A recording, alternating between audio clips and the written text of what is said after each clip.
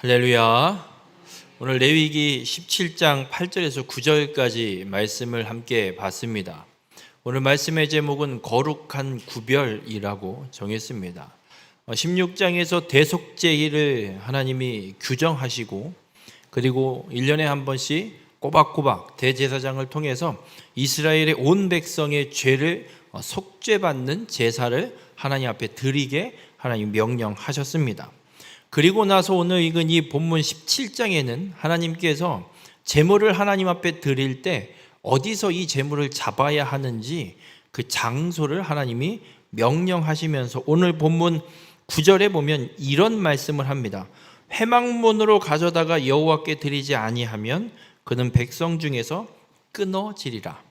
분명 하나님이 말씀하신 대로 제물을 회막문 여호와의 성막 앞에서 잡지 않고 다른 곳에서 잡게 되면 그것은 이스라엘 백성 중에서 끊어지는 하나님의 백성으로 하나님이 인정하지 않는 결과가 펼쳐질 것을 오늘 분명하게 말씀하고 있습니다.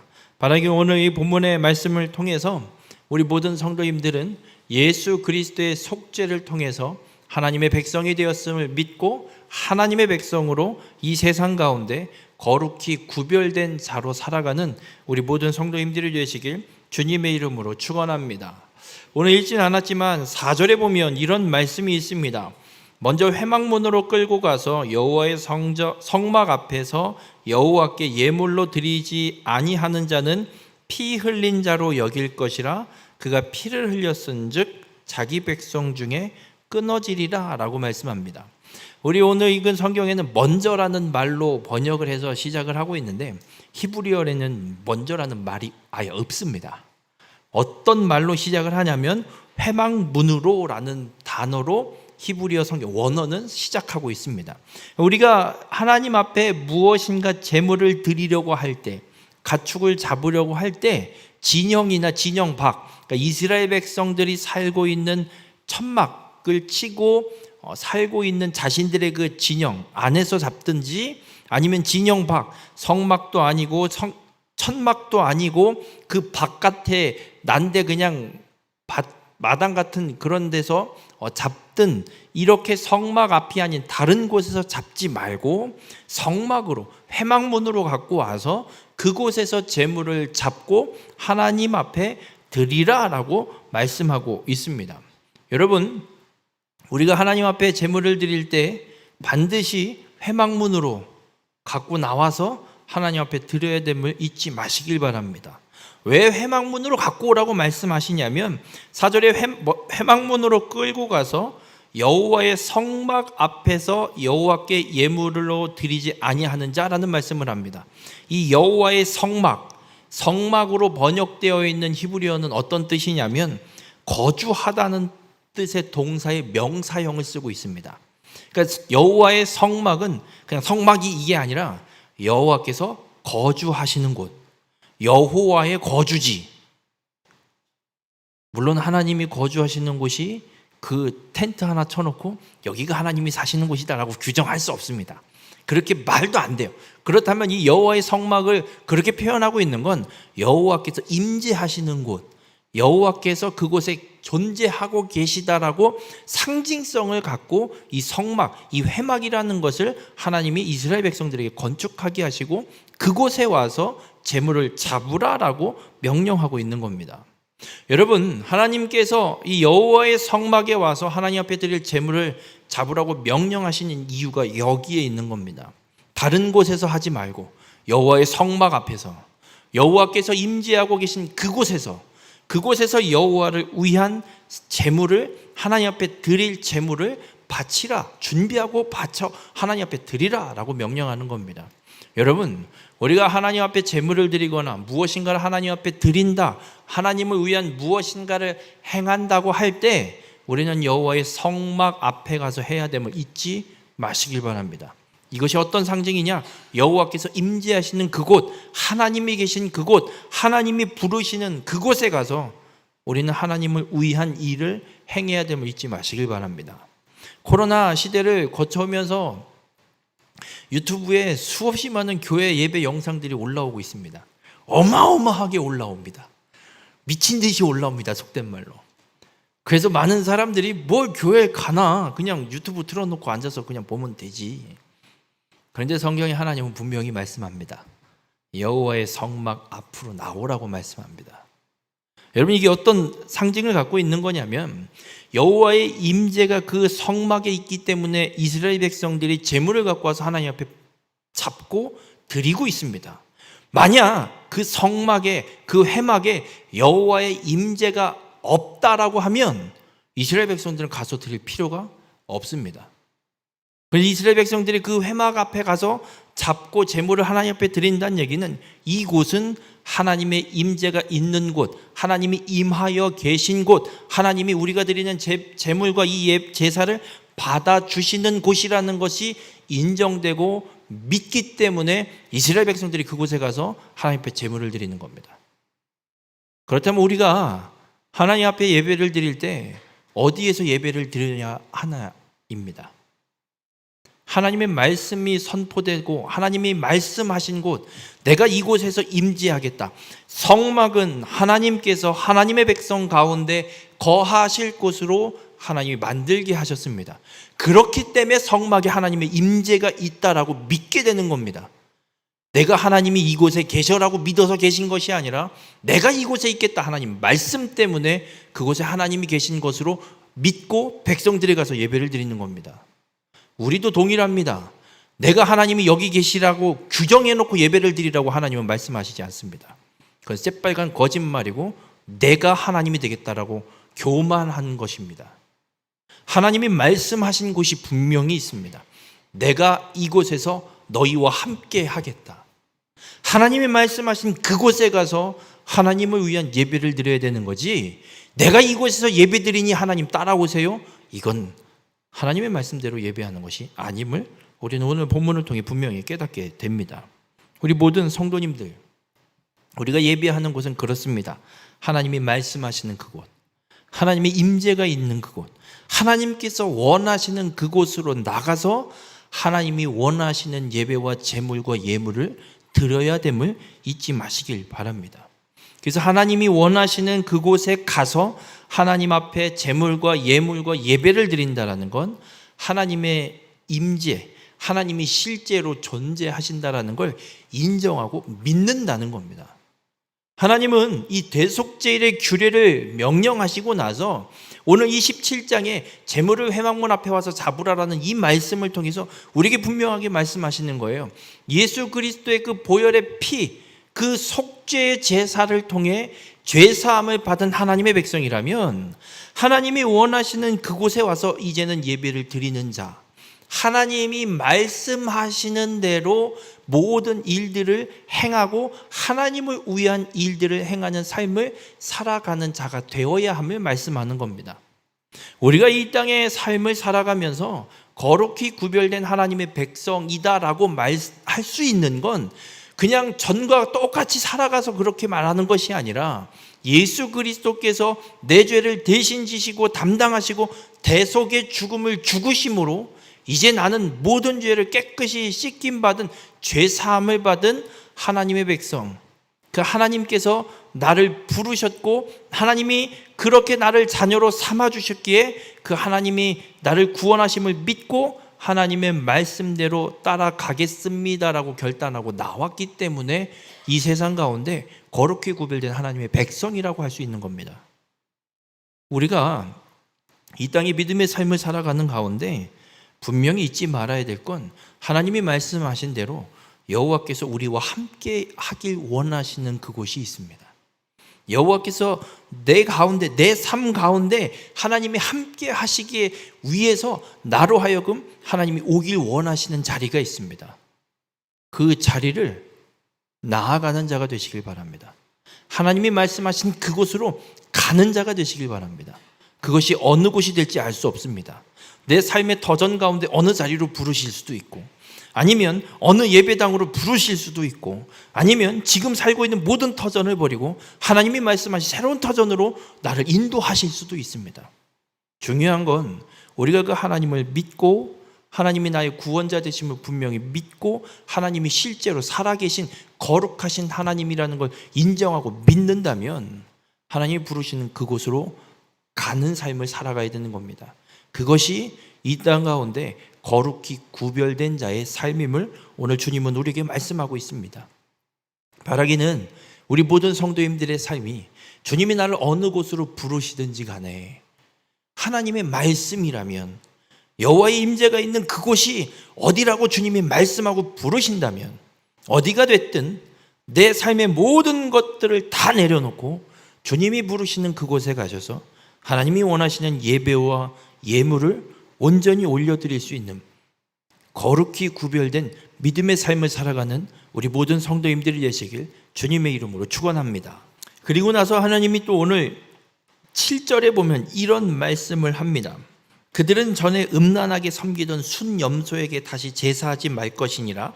이는 그들이 대대로 지킬 영원한 규례니라 라고 말씀합니다. 이 순염소가 무슨 말이냐면 신명기 32장에 보면 이 순염소로 번역되어 있는 히브리어와 동일한 단어를 사용하고 있는 구절입니다. 거기에 지금 개역개정 우리 성경에는 보면 뭐라고 기록하고 있냐면 그들은 하나님께 제사하지 아니하고 귀신들에게 하였으니 이렇게 기록해 놓고 있습니다.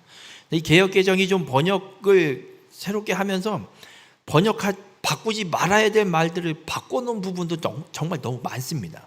개역 한글에 이 32장 신명기 32장 17절 어떻게 이 단어를 번역하고 있냐면 마귀로 번역하고 있어요. 그러니까 그들은 하나님께 제사하지 아니하고 마귀들에게 했다. 마귀에게 했다. 이 순염소로 번역되어 있는 히브리어가 어떤 의미로 성경에서 쓰여지고 있냐면 마귀를 표현할 때 사용되는 단어로 쓰여지고 있어요. 그러니까 문자 그대로는 순염소를 뜻하는 단어가 맞습니다. 그런데 다른 곳에 번역할 때는 어떻게까지 번역이 됐냐? 마귀로 번역까지 됩니다. 그러면 오늘 본문에도 하나님이 말씀하고 있는 것처럼 그들은 전에 음란하게 섬기던 순염소, 하나님의 백성으로 부름받기 전에 세상 사람들과 똑같이 우상 숭배하던 삶을 살아갔던 이방인들의 모습처럼 마귀를 섬기던 모습 그대로 마귀를 섬기고 마귀를 제사하는 자가 되지 말고 하나님을 예배하고 하나님을 제사하는 자가 될 것을 하나님이 오늘 보면 7절에 분명하게 선언하고 있는 겁니다. 여러분, 마귀를 섬기는 자리가 얼마나 음란하고 타락한 자리인지 알 수가 없습니다. 이걸 반대로 얘기하면 음란과 음행이 팽배하게 널려져 있는 자리는 마귀를 섬기고 마귀를 숭배하는 자리라는 얘기예요. 그래서 우리가 삶을 살아갈 때 음란과 음행이 팽배하게 그 기운들이 있는 자리가 있다면 가지 마세요. 피하세요. 여쭤볼게요. 여러분 마귀랑 싸워서 이길 자신 있으세요? 뭐 자신이 없으세요? 이미 예수님이 십자가에 죽으심으로 공중권세 잡은 세상의 그 사망 권세를 잡은 마귀를 멸하셨어요. 이미 끝난 싸움이에요. 우리 싸워서 이겨요. 당연히 이겨요. 우상이요? 아무것도 아니에요. 그냥 돌 뿌리고 나무 뿌리고 뭐 나무 덩어리고 뭐 아무것도 아니에요. 싸울 가치도 없고 싸울 것도 아닌 것들이에요. 그거 뭐 무서워하세요? 아무것도 아니에요. 근데 우리는 무서워요. 왜냐하면 그 뒤에 역사는 귀신이 있어요. 마귀는 우는 사자와 같이 삼킬 자를 두루 찾아다니고 있기 때문에 속된 말로 하면 눈에 쌍심지를 키고 어떤 놈을 잡아먹을까 아주 마귀는 혈안이 돼 있는 놈이에요. 예수 그리스도께서 십자가에 못 박혀 죽으심으로 마귀의 권세를 완전히 멸하는 전쟁의 승리가 이미 끝났지만 아직 예수 그리스도께서 이 땅에 오셔서 마귀를 완전히 저 무적에 완전히 결박하여 끝내는 그날까지는 하나님께서 그냥 권세를 두셨기 때문에 지금 지 멋대로 하고 다니고 있기에 우리가 마귀와의 싸움이 쉽지 않다라고 생각을 하고 있는 거예요. 그래서 그런 마귀의 영향력이 펼쳐지고 있는 자리가 보여진다면 안 가는 게 상책입니다. 뭐 나 예수 믿어서 구원 받았는데 목사님 뭐 예수님 십자가에 못 박혀 죽으심으로 마귀의 권세가 완전히 멸했다며 뭐 괜찮지 뭐. 섣불리 덤비지 마십시오. 음행의 자리에 그 뒤에서 역사는 귀신에 홀려버려서 나도 똑같이 행하게 됩니다. 한 가지 예를 들어볼까요? 여러분 요가 운동으로 많이 하죠? 그죠? 요가가 어디서 왔게요? 어느 나라에서 왔게요? 인도에서 왔어요. 요거는 인도의 신을 숭배하는 그 인도의 신을 숭배할 때 사용하는 행위들이에요. 사람들이 그래요. 뭐 요가가 뭐 그게 뭐 저기 운동인데 뭐. 아니에요. 운동 아니에요. 그거. 우상을 숭배하는 행위예요. 우상 숭배하는 제의식이에요. 요가 운동 하지 마세요. 스트레칭 그냥 하세요. 요가로 스트레칭 하지 마시고 그냥 스트레칭 하세요. 뭐 요가 아니면 스트레칭 못 해요? 왜 쓸데없이 우상 숭배하는 거에 어떤 행위들을 왜 쫓아하냐고요, 그거를. 쓸데리 없이. 그거 아니면 못 하냐고요, 그거 아니어도 할 수 있는데 왜 굳이 그거를 쫓아 해갖고 우상을 숭배하는 행위들을 내가 하고 있냐고요. 오늘 하나님이 분명하게 말씀하고 있습니다. 그들은 전에 음란하게 섬기던 순념소에게 다시 제사하지 말 것이라. 이방인들이 우상 숭배하고 세상 죄 그 마귀를 숭배하던 것 그걸 이제는 더 이상 하지 말고 하나님을 예배하고 하나님을 제사하는 자로 돌아서라고. 이것이 영원한 규례라고 말씀하고 있어요. 빌미를 주지 마세요. 우리의 삶에 마귀를 숭배하는 어떤 행동 하나 뭐 이게 뭐 의미가 있다고? 의미 없지만 나도 모르게 그 행동 하나하나 하다가 그 뒤에 역사하는 귀신에게 잡혀서 하나님을 버리고 귀신을 쫓아 행하게 되는 상황이 충분히 벌어지는 것이 우리의 인생이고 우리의 모습이기 때문에 하나님은 지금 분명하게 선언하신 겁니다. 더 이상 마귀를 숭배하는 그 자리에서 떠나서 하나님만 섬기고 하나님만 예배하는 자가 되기를 주님은 오늘 우리에게 분명하게 말씀하고 있습니다. 우리 모든 성도님들 하나님만 예배하는 자가 되시길 바랍니다. 이거 괜찮은 거 괜찮고 안 괜찮고 애매모호하면 그냥 하지 마세요. 하나님인지 아닌지 애매하면 하지 마세요. 그냥. 아니 하나님 말씀대로 하는 것도 지금 다 못 지키고 지금 산더미처럼 쌓여 있는데 뭘 애매한 걸 갖고 이게 맞냐 안 맞냐 쓸데없이 그런 거 갖고 시간을 소비하고 체력을 소비하고 왜 아무짝에도 쓸모없는 소진을 하냐고요. 하나님 말씀이 하지 말래도 그냥 안 하면 되는 거고 하라 그러면 그냥 하면 되는 거예요. 요건 좀 해도 되지 않을까요? 그냥 하지 마세요. 그냥 해도 될 것 같았으면 성경엔 하라고 말씀하셨겠죠. 하지 말아야 되니까 말씀하지 말라고 말씀할 것이고. 우리 모든 성도님들 우리가 예배할 대상은 하나님밖에 없습니다. 하나님의 말씀에 합당한 것이냐 아니냐 이것 갖고만 판단하십시오. 다른 것 갖고 판단하지 마세요. 하나님 말씀대로 행하는 것이냐 아니냐 이것만으로 분별하십시오. 이렇게 해도 되나 안 되나? 성경에 없으면 그냥 하지 마세요. 많은 사람들이 뭐래요? 술 먹어도 돼요. 그 얘기는 먹고 싶다는 얘기죠. 성경은 분명히 얘기해요. 취하지 말라고. 안 취할 자신이 있으면 먹으세요. 취하냐 안 취하냐 분별을 어떻게 하냐고요? 간단하게 한 가지 말씀드릴게요. 마시고 나서 경찰서 파출소든 경찰서든 가서 저기 음주 검사 좀 해달라 그러세요. 거기에 확인이 되면 취한 거고요. 확인이 안 되면 안 취하는 거예요. 한 잔만 마셔도 걸려요. 안 취한다고요? 술이 세서? 새빨간 거짓말이에요. 뭘 안 취해요, 안 취하기는.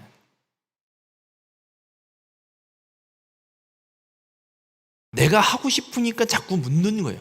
이거 해도 돼요, 안 해도 돼요? 목사님이 해도 된다고 했으니까 뭐 하려고. 거기에 왜 목사님을 자꾸 걸고 넘어지는 거예요, 도대체? 하려면 마음대로 하세요, 그냥 혼자. 묻지 말고.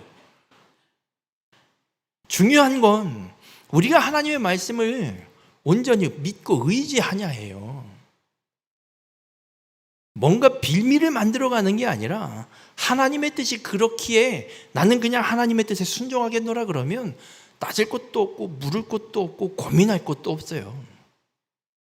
오늘 주님은 우리에게 분명하게 선언하고 있습니다. 우리의 예배 대상 오직 하나님 한 분밖에 없기에 세상의 방법대로 우상을 숭배하는 그 자리가 있었다면 철저하게 다 끊어내버리고 오직 하나님만 예배하는 삶을 살아가라고 오늘 말씀하고 있습니다. 우리 모든 성도님들이 이 땅 가운데 예수 그리스도를 믿어 구원받은 거룩히 구별된 하나님의 백성이 되었다면 세상의 그 어떠한 곳에 기웃거리는 자가 아니라 오직 여호와 하나님만을 온전히 예배하며 살아가는 귀한 축복의 삶이 되시길 주님이 축원합니다. 그리고 또 어떤 말씀을 이어서 하시냐면 10절부터는 이제 피에 대한 이야기를 합니다. 어떤 피든 먹지 말래요. 그럼 선지해장국은 못 먹는 건가요? 뭐 할 수 있으면 안 드셔도 돼요. 난 이 말씀대로 난 순종하겠습니다. 먹지 마세요 그러면. 그래도 난 몸이 허해서 지금 먹어야겠습니다. 먹고 싶으면 먹으세요 그러면. 근데 무슨 의미로 하나님이 이 말씀을 하시냐라는 겁니다. 여러분, 피는 생명을 상징합니다. 그러니까 피를 먹는다는 얘기는 그 피의 대상이었던, 그 피를 갖고 있었던 생명체가 어떻게 됐다는 얘기예요? 죽었다는 얘기예요.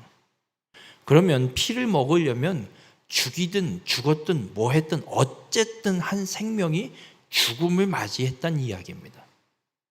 여러분, 창조 때에 생명이 죽음을 맞이할 이유가 없었습니다. 창세기 1장과 2장에는 어디에도 죽음을 이야기하지 않습니다. 하나님께서 성경을 통해서 우리에게 주신 말씀들 중에 죄가 없는 말씀이 딱 4장이에요. 첫 창세기 2장과 맨 끝 요한계시록 끝에 2장. 이 4장에는 죄가 없어요. 하나님 나라를 말씀하고 있기 때문에. 창조 때를 창세기 1장과 2장이 이야기하고 요한계시록 맨 마지막 2장은 이제 예수 그리스도께서 이 땅에 재림하셔서 임하는 하나님의 나라에 대해서 말씀하고 있기 때문에 어디에도 죄가 없어요. 동시에 그 어디에도 죽음을 이야기하지 않아요. 죽음이 생긴 건 죄의 삭 때문에 죽음이 생긴 거예요. 창세기 1장과 2장엔 동물도 죽지 않았어요. 이제 3장에 넘어가면서 인간의 죄 때문에 가죽옷을 해입히기 위해서 하나님께서 동물을 희생시키는 역사가 펼쳐지고 있어요. 그럼 죽음이란 얘기는 죄값을 치르고 있다는 얘기입니다. 죄의 삭을 치르고 있다는 얘기예요. 그럼 피를 흘렸다는 얘기, 죽음의 한 사건이 일어났다는 얘기는 죄값을 치른 죽음이고 죄값을 치른 피라는 겁니다. 그래서 이 피를 먹지 말라고 하나님이 말씀하고 있는 거예요. 레위기 17장 11절에 보면 내가 이 피를 너희에게 주어 제단에 뿌려 너희의 생명을 위하여 속죄하게 하였나니 생명이 피에 있으므로 피가 죄를 속하느니라. 죄의 삭이 사망이기 때문에, 죽음이기 때문에 피 흘림으로 죄의 삭을 하나님이 물으신다는 얘기예요. 그리고 우리가 죄의 삭을, 우리가 죄의 문제를 해결하려면 내가 죽어야 되는 거잖아요. 내 죄를 해결하려면 내가 죽어야 되는 거예요. 그런데 하나님이 16장에 대속제일, 그 대속제일의 규례를 주시면서 속죄제를 어떻게 드려야 되는지를 분명히 말씀하셨어요.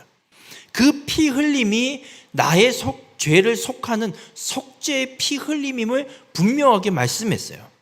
그럼 지금 내가 그 피를 먹는다는 얘기는 나의 속죄를 내가 마신다라는 말도 안 되는 짓을 하고 있다는 걸 하나님이 말씀하고 있는 거예요. 피는 먹을 것이 아니라 나의 죄를 속하여 주신 하나님의 은혜를 기억하고 기념하라고 주시는 것이지 먹고 마시라고 주시는 게 아님을 분명히 말씀하고 있어요. 이 구약 시대는 그렇게 말씀을 하고 있지만 지금 신약 시대를 살아가고 있는 우리에게는 예수 그리스도께서 십자가에 피 흘려 죽으심으로 영원한 단 한 번의 제사를 통해 우리의 모든 죄를 속죄해 주셨어요. 그러니 지금 본문에 기록하고 있는 속죄의 피 흘림은 예수 그리스도께서 십자가에 피 흘려 죽으심을 상징하고 있는 거예요. 그래서 우리가 기억해야 될 건 예수 그리스도의 보혈을 기억하고 살아가야 된다는 걸 말씀하고 있는 겁니다. 내 죄를 대속하신, 영원히 대속하신 예수 그리스도의 그 십자가의 피 흘리심, 그러니까 무엇인가 생명의 피, 죽음으로 인한 무엇인가 피 흘린 것, 그 피를 볼 때마다 우리가 기억할 건 아이고 저 사람 아프겠네, 이게 아니라 내 죄를 대신 지시고 십자가에 죽으신 예수 그리스도의 피 흘리심을 기억하라고 말씀하고 있는 거예요. 우리 모든 성도님들, 우리가 예수 그리스도의 피 흘림이 아니었다면 우리는 지금 이렇게 편하게 예배 못 드립니다. 여기서 예배 못 드려요. 대속죄일날 양 한 마리 싸들고 이스라엘 가야 돼요. 저렇게 맨날 미사일 포 쏘고 난리치고 있는 저 이스라엘 가야 된다고요. 양 한 마리 싸들고 갔다가 잘못해서 총 맞아 죽을 수도 있어요. 그런데 또 가야 된다고요. 왜요? 속죄를 하기 위해서. 그런데 예수 그리스도께서 십자가에 피 흘리심으로 우리는 더 이상 다른 제물의 피 흘림이 필요하지 않게 되었다는 겁니다. 영원한 단 한 번의 이 속죄 화목제물이 되어주신 예수 그리스도의 그 보혈, 그 십자가의 보혈이 우리의 죄를 깨끗이 씻겨주셨고 우리로 이제는 더 이상 속죄의 제물이 필요 없는 하나님의 거룩한 백성으로 구별된 백성으로 살아갈 수 있게 되었음을 오늘 분명하게 선언하고 있습니다. 그렇다면 우리는 이제 어떻게 살아야 되느냐? 매 순간순간 예수 그리스도의 이 희생의 제사를 기억하고 기념하고 살아가야 되고 매 순간순간 예수 그리스도의 십자가의 보혈을 의지하며 살아가야 된다는 겁니다. 우리가 매주 정해져 있는 예배 시간들이 있어요. 그래서 오늘도 지금 이 시간에 와서 예배를 드리고 있어요. 근데 이 예배를 드릴 때마다 우리가 해야 될 게 있어요. 예수 그리스도의 십자가의 피 흘리심을 끊임없이 기억하고 있어야 돼요. 오늘도 그리스도께서 십자가 피 흘려 죽으셨기 때문에 그 보혈을 힘입어서 하나님 오늘 이 자리에 나서 예배를 드릴 수 있네요. 오늘도 이렇게 예배를 드릴 수 있는 은혜를 베푸시니 감사를 드립니다. 오늘도 그 보혈을 의지해서 하나님이 기뻐하시는 예배를 온전히 드릴 수 있게 하시옵소서. 이 고백을 갖고 예배의 자리에 나오고 이 예배의 시간 온전히 하나님 앞에 드려야 된다는 걸 오늘 주님은 우리에게 분명하게 말씀하고 있습니다. 이것이 단순히 예배 시간만 할 것이 아니라 우리가 삶을 살아가는 순간순간, 여러분 우리가 일상의 생활을 하다 보면 정말 아무 생각 없이 반복되는 일을 할 때가 참 많잖아요. 그죠? 밥하려고 쌀 씻을 때 무슨 생각하세요? 아무 생각 없이 그냥 물 받아서 손으로 그냥 쌀을 젓고 있어요, 우리는. 그렇죠? 화장실에 큰일이 급해서 화장실에 들어가 앉아있으면 무슨 생각하세요? 그냥 아무 생각 없이 그냥 앉아서 볼일을 봐요. 우리가 그렇게 정말 아무 생각 없이 시간을 보내는 순간순간 그 시간들이 얼마나 많은지 모릅니다. 그런데 오늘 주님은 우리에게 말씀하고 있어요. 그 순간순간마다 나의 죄를 대속하기 위해 흘리신 예수 그리스도의 십자가의 보혈을 기억하라고 말씀하고 있어요. 우리 모든 성도님들 할 수만 있다면 순간순간 그리스도의 보혈을 의지하는 자가 되길 주님의 이름으로 축원합니다. 그리스도의 보혈을 언제나 생각하고 기억하고 의지함으로 내 일상의 생활을 살아내고 하나님 앞에 온전히 예배할 수 있는 믿음의 성도님들이 되시길 주님의 이름으로 간절히 부탁을 드립니다. 오늘 주님은 우리에게 그렇게 말씀하고 있습니다. 예수 그리스도의 보혈을 통해 우리는 거룩히 구별된 하나님의 백성이 되었음을 말씀합니다. 그렇다면 이제는 예수 믿기 전에 이방인들처럼 우상을 숭배하는 그 자리에 있을 것이 아니라 하나님이 나를 구원하셨음을 믿고 하나님이 부르시는 그곳, 하나님이 임재가 있는 주님이 나오라고 하시는 그곳에 나가서 내 모든 방식을 내려놓고 이제는 하나님의 방식대로 살아가는 자, 하나님 앞에 온전히 나아가는 자가 되어야 할 것을, 그것이 거룩히 구별된 자의 삶임을 오늘 분명하게 말씀하고 있습니다. 바로 우리 모든 성도님들, 이제는 내 방식을 내려놓고 하나님의 말씀대로 하나님이 부르시는 그곳에서 온전히 하나님만 예배하는 자가 되셔서 삶의 모든 순간순간 나를 구원하신 예수 그리스도의 보혈을 의지하며 살아가는 거룩히 구별된 하나님의 백성이 되시기를 주님의 이름으로 축원합니다.